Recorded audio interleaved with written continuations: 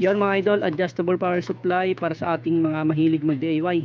Malaking tulong to sa atin dahil pwede nating i-adjust yung eksaktong voltage para dun sa project na ginagawa natin.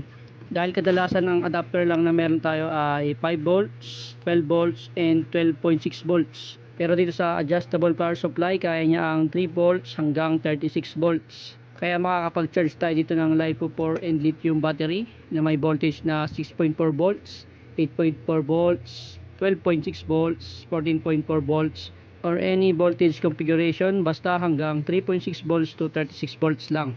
Dito iniikot ko yung selection knob para makita kung working yung adjustable voltage.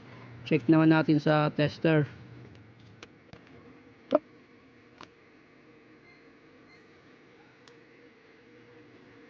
Yan, dito makikita nyo, almost accurate naman. 36.8 volts sa tester, 36.7 volts sa ating adjustable power supply. Yan, pag ina-adjust ko, nag-adjust din sa tester natin. Yan, 28.9 volts sa ating tester, 28.9 volts din sa ating power supply. Almost accurate talaga siya. So, yun lang mga idol. Salamat.